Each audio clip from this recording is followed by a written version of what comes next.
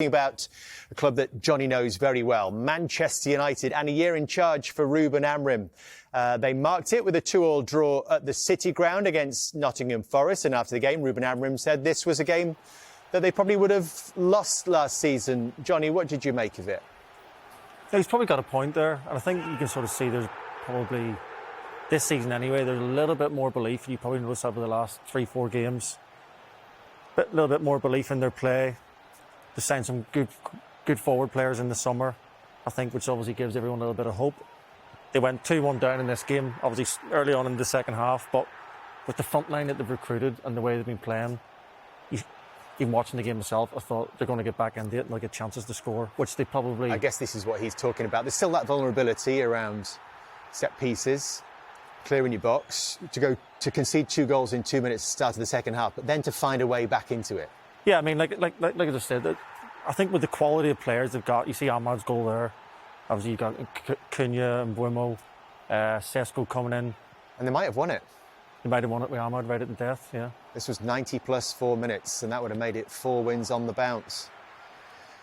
But even from a defensive point of view, when you've got players like that who can sort of, when you do concede the 2 goals, you can sort of pull you out of trouble. It's always nice to have. Let's have a look at Ruben Amorim's year in charge of Manchester United then.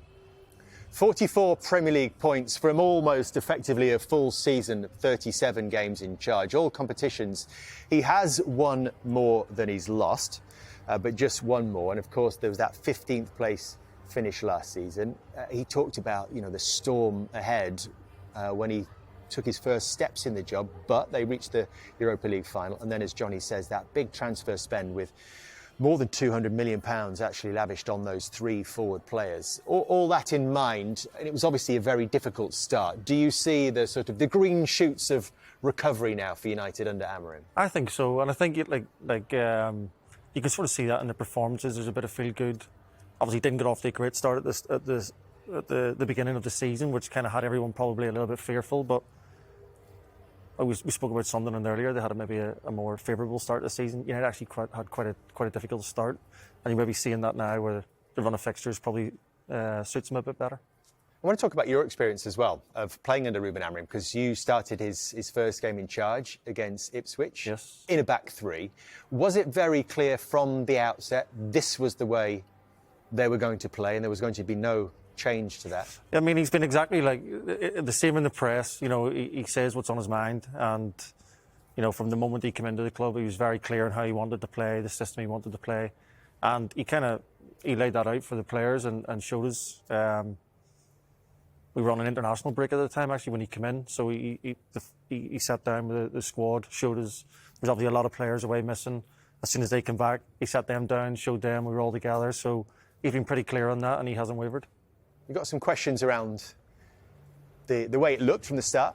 Yeah, I mean, we analysed the first game at Ipswich. You were in that team, and it's just a few little questions around some of the clips, namely the 2 goals and a pressing clip we have. But you're in the position here where you're the left-sided centre-back in the 3. I just want to ask you a little question about the position of De Ligt.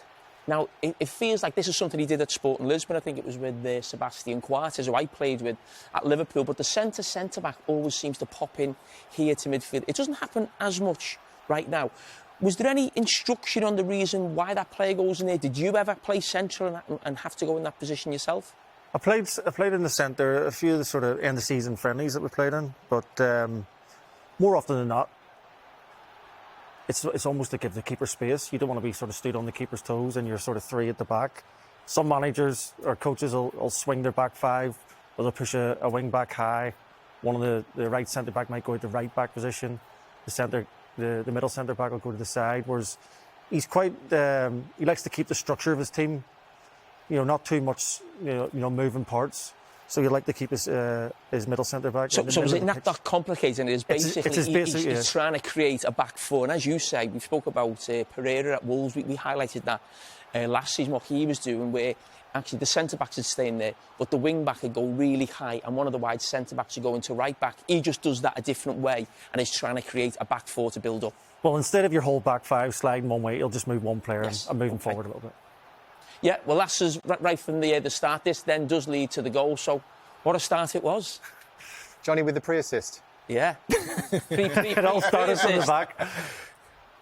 Was this a pattern of play that you worked on these first We didn't few have days? much time, like I mentioned before. It was in the middle of an international break when he came in, so probably the majority of the players didn't meet up till probably the Thursday, and we played. It was a Sunday match, so we only really had a couple of days working on it. But this is something we highlighted, not just about Manchester United, but every team that plays this system. The space to go up against that is the spaces here either side of the two central midfield players. We've just got you highlighted here because you're one of the wide centre-backs and you've got a decision to make there. Do you jump out? Do you stay? And you see you're caught in two mans. Any instructions from the manager, or you just playing your natural game in that system? I think the manager wanted us to maybe jump in from maybe a little bit earlier when we were pressing. That hasn't, obviously it was a new system, so we're probably just getting a little bit used to it at the time. I've played left side in a back three many times in my career, but I think probably once or twice on the press he was wanting us to maybe be a bit more aggressive on it. But it just looks like you're being really aggressive. Would that be your natural game, or was that instructions from the manager? No, I think naturally you'd want to always jump in and press as a defender, and no one having played in a back three before, people always say you've got the spare man, so you want to be the one jumping in and sort of helping the midfielders out, because like you mentioned before, the two guys in midfield, I know they're not flat at this moment in time, one's deeper than the other, but the space is sometimes quite big. So something that I think for every team who play this system, sometimes it's difficult to be really aggressive and press and push the opposition back. And it's really important that the centre-backs do jump. We've seen that in the last few weeks, especially from Luke Shaw. But it was really apparent in this first game. And I was just watching you here, and you've got the sort of... you're looking at the manager, and as this ball goes back, it looks like someone really trying to impress the manager. You look at him again, and you keep changing. And I'm thinking... Is Johnny getting ready for Monday Night Football or Strictly Come Dancing? I mean, that looks like somebody who's trying to impress the gaffer there. Is that fair to say? Yeah, of course. But I think from this one, that was just probably a natural... maybe I was looking over to think, am I doing the right thing here? But I think naturally, like I say... But that position that we find yourself in there, that is really aggressive for a centre-back to be that high in that position there. So, again, would that be like, OK, this is what the manager wants? Would he be happy with that? Because one of the, not frustrations, definitely not a frustration, one of the criticisms probably I've had watching United in that system is at times where they are a flat five and they can't get out to get pressure on the ball, and the two midfielders are almost left there just having to cover a huge amount of space. I think when it's really high on the pitch, I don't think it matters what formation you're playing. At the end, you almost go man for man anyway. Yeah. So I think in the five, in that situation, I'm just seeing the guys in front, I'm going to go in tight with them. Whether or not you're in a 4 or 5, I don't think it matters. But like you said there, when you get pinned back in a 5, that probably happens a little bit more deeper on the pitch, maybe mid-block, and certainly towards the edge of your own box. Obviously you're with him for the start and then through the rest of his sort of first half season in charge, if you like. We talk a lot about the system. Jamie talks a lot about the system, as does everybody. Yeah. Does he coach that system and the way that it operates a lot? Yeah, I mean, he's quite structured in his training sessions in terms of the way he wants you to play, and most of the time, a lot of his sessions will be done in the shape. You know, and I think he's quite clever in the fact that he won't just put a session on just for the sake of it. A lot of it will be done in terms around structure, build up, how you want to defend, and he'll use those sessions. Obviously, last season, I was injured for quite a lot towards the end, but there was also a lot of games. So in terms of the training sessions, he will see that this season, with not being in Europe, as a chance to really drive those things home. You're going to get the counters out, Jamie. Yeah, see how we it just want to look at and put the system out. We've done this a lot with Manchester United because, as I say, they're one of the biggest clubs in the world. We analysed them, we watched them so much. But we're going to look at the team that played at the weekend. And when I look at this team, I actually probably look at that and think, that is Manchester United's best team. I don't think there's anyone really missing who would maybe come into that. So, again, we go back to the first game, your experience with the manager. So, your experience plus your own idea on how this play. What are the positives of this system under Ruben Amorim, and what are the negatives for you? Well, I mentioned earlier about there's not too many moving parts, so you're quite set in your shape. So, in terms of when they're defending, they'll be defending in a low block. You'll have most teams end up with maybe 5 at the back along the edge of your box defending, because you might have runners. So are you classing that as a negative in that? No, that this system can push you back? No, I'm saying that when you are under attack and you are on the edge of your box, more than likely you will be in a 5. So the team's almost set to how they would defend on the edge of the box. On the other side, when you attack, when you push the wing backs up, when you're attacking, you'll have 5 on their last line, almost without having to move too much. You've just. Do you think that's what he likes about the system? Because you can get almost 5 attacking players, even plus Bruno, into it. I don't know if that's personal, but I'm just saying that I don't know if that's what he likes. But for me, sort of watching and playing a little part in it, if I was playing in a 5, I would say that's probably the benefits of it, that you can have 5 on the last line and also defend with 5. I think what you're talking about as well, we see a lot of teams get 5 on the last line. Everybody does, and that's the way. And it's just different systems can get you that. I think the problem with this system is that when you think about wing backs and think about the weekend, Ahmad, he's been getting questioned, he got caught out at the back post. But as a wing back, you're asked to be a full back defensively. So Ahmad's asked to be here and defend crosses at the back post. He got done by Gibbs-White. But then when he gets up here, he's asked to be a winger. Now, he is more of a winger. He's probably more suited to that position. But then Dallow's the opposite, where he maybe be able to deal with that better. But when he gets on the last line and they actually get the ball to Dallow, he can't beat a man. He's not going to play a clever pass. He's not going to get a cross in. So for me, that's a little bit of the downfall in terms of getting 5 on the last line, is whether these players have the quality. When you think of the other teams in the league, they'll still get the same numbers. But if that's Manchester City, that's Doku with the ball. It might be Phil Foden. So it's a completely different profile. Well, then it's about the personnel within the system. Then it's a bit like you were talking before from the Ipswich game with De Ligt. Does he really want to always back to play as a centre back from the goalkeeper? So it's about the personnel then in that system, and you can talk about Ahmad getting done at the back post, but he might be back in that position anyway as a winger, filling in if you were playing 4. Johnny, could I ask you then? I'm just thinking about the fact that you've been as a young player coming through Manchester United. You know the traditions of the club as well as anybody. This system for me doesn't feel right for Manchester United, as in like the history of the club. I think of wingers. I'm talking about Dallow receiving the ball in this position. That's Ryan Giggs. That's going back even for that's George Best, Cristiano Ronaldo. Yeah. How would you feel as a Manchester United man in terms of this system going forward for the club, and whether you think of the players you played alongside as well? I think as long as it's working, I think certainly in terms of supporters, people involved with the club, people just want to see the club being successful, and if they feel that this can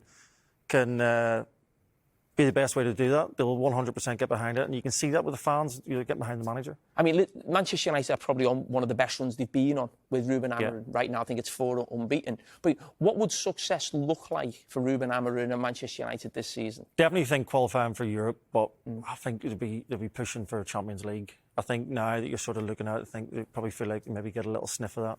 Do you still feel it's going to take more transfer windows to get the pieces that Ruben Amorim really needs to make this work? I'm sure he's looking at it going, we've signed well in the summer. I hope the club back me again. Whether that's January, whether they can do that or not. But going into the summer for the next season, he'll be looking at it. Sorry, Johnny, how vital is Bruno to all this, do you think? People are questioning why Bruno's playing in a deeper role, but he's kind of in those inside positions, probably doesn't suit. They're probably like inverted wingers, aren't they, playing in those sort of 10 positions? I think here gives him a little bit more. You miss his creativity, I suppose, towards the edge of the box, but the manager certainly gives him licence that when the team get higher up, Casemiro in this team will sit and Bruno will be able to join the attack. Bruno Fernandes plays there because he's probably the only central midfielder they've got. I know he's not a proper central midfielder. The only player who can get on the ball, get on the half-turn and feed these players between the lines. And that will take us to our next piece, Dave, after the break. There is a theme. I like that. I like that. There is a link there. Yeah, we've got... Now let's head to the City Ground, where Manchester United's opener in their 2-2 draw against Nottingham Forest caused controversy. Well, here's the incident then. The Forest player trying to keep the ball in, and it appeared to have gone... Yeah, it appeared to have stayed in. Dermot, you got to explain this to us.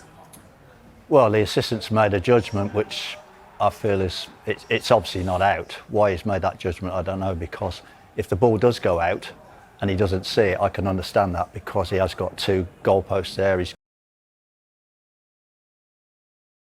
made a judgment from 75, 80 yards incorrectly. He's probably thought it's gone out, but it hasn't.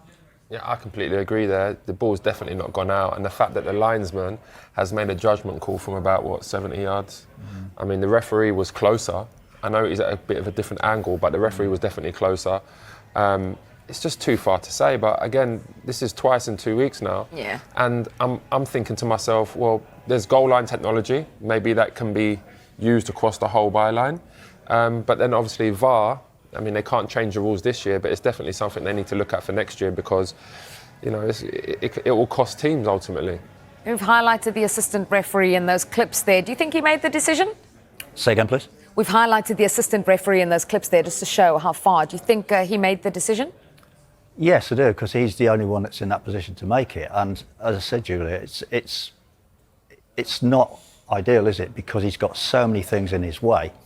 I still go back to the fact, if this is the line and the ball's over it and I can't see, you're going to forgive me. You're not going to forgive me for giving something that didn't happen. Do you think would the linesman have been speaking to him saying, I can't see from here, it's your decision? I really don't know. I mean, he's flagged. If you look, the linesman's flagged, so he's made the decision. There's no doubt about that. Yeah. The referee, I feel for, because you're not, that depth, you're not going to see whether the ball's over the line. It's got to be wholly over the line. It wasn't far off being wholly, but it wasn't wholly over the line. If it hit the line like that, you wouldn't give a goal. Well, let's hear what Nottingham Forest manager Sean Dyche made of it after the game. I just can't understand it. You're an assistant referee, you're 70 odd yards away, you've got a goal and a net in the way, but apparently you can see.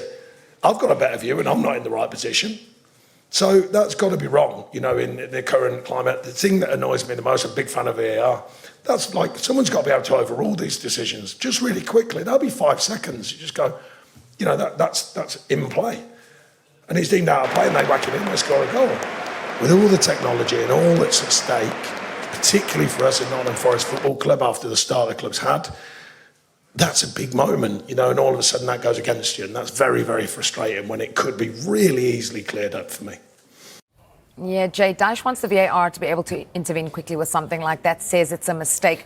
Should they be able to do that? What are your thoughts? Yeah, I don't think that would take long. When you look at the time that a player would pick up the ball, go to the corner flag, place the ball, and then step back to look at what he's going to do. The players are obviously coming up as well. They're going to organise themselves for set piece because that's where the game is at right now. It wouldn't take that much time to see if the ball is out or in. That's something they can do, and it wouldn't slow it down any more than it normally is when someone's taking a set piece. I think that's great on that one, isn't it? There's no doubt about that could be cleared up very quickly. But once you check that one, you've got to check everyone. The one the week before would have taken a lot longer because they replayed it. We replayed it last week to look to see if it struck him on the way out. So, but we spoke about that one. And we did, but you can see that when you slow it down. You can the first time, but that wouldn't have been cleared up in 4 seconds. Not like this one. This one's relatively easy, isn't it? Because the line's there. The line is a clear marker. There's no doubt about that. We're saying 4 seconds though. I don't think if we video most of the set pieces now, because the players have a routine where they set up. You've got your players getting the ball, placing the ball. It's going to take more like 10 seconds. I think you can look at that in 10 seconds than you can, and it will just get cleared up. Then there's no talking about it. There's no debates. No one's going to be moaning about these decisions. But it's got to be everyone, and you can't just have that one. It's got everyone that goes out. As well. Every corner has got to be checked, hasn't it? Every single one. Yeah, but again, every single one. Like, how often do you really see, quick corners now? You don't really see them no more. The defenders are coming up, and they're not sprinting up either. They're jogging up. They're getting self-placed where they want to do. Is it going to go near post? Is it going to go far post? And then the corner is taken. So I think they have enough time to have a look at that and make a decision. I think Dyche is right 100%. Well, you can understand Dyche's frustration given it's the second week that it's happened now. Lawmakers IFAB have said during the week that they won't change that rule to allow VAR to intervene in a scenario like this. Why are they reluctant to change it, do you think, Tim? I think that at the moment they've got the set protocols. They're looking to expand it. They're talking about the second yellow card. I think they're prioritising. And a player sent off a second yellow card, we saw a couple last season, that you think, well, he's very, very unlucky to be sent off. With that second yellow card, he might well not have been.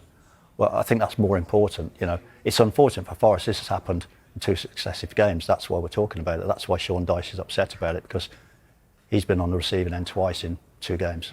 Yeah, Jay, the worry then is, I know your point that you're making, it won't take too long, but then the worry is VAR could then end up being involved in every decision down the road. But that's what VAR is for, especially when it costs you a goal. You know, if it's going to cost you a goal, I think a lot of managers, a lot of teams will say, you know what, it's cost us a goal here. I'd prefer you to check it just in case. And again, it's not slowing the game down. The ball's out of play already. So it's going to be a case of having a quick look to see it. Yes, you're right, like the Tavernier one.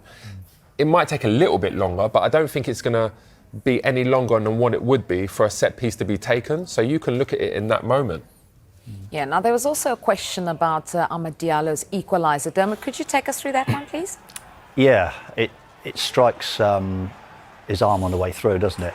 But the rule is, has he scored? No, so he's not penalised for that. Is it deliberate? No. What it does, it brushes his arm on the way through. If you watch, it gets knocked out, brushes his arm there. It's not a deliberate play. So the game goes on, gets cleared, he shoots, but not handball. You know, obviously it does brush his hand. A goal comes of it though, doesn't it? It does. And in that respect, then would you be saying that, well, a goal comes of it, it is handball, you know, should it be given?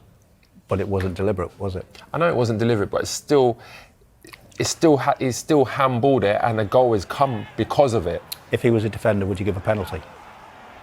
For that one? You've got me on this one. I'm going to come back to you on that one later. I wish they could show him. He looks incredibly smug with the way he's posed that question now. Don't worry, he knows I'm going to come back later now. He's got you there, right. I've got to get it in the bank early, Julia. Yeah, clearly. I wish they showed how smug to look. Well, there was a question then of offside with Matthias de Ligt. We're going to move on, though, to the Etihad, because Gianluigi Donnarumma was furious with referee Anthony Taylor when he thought he was fouled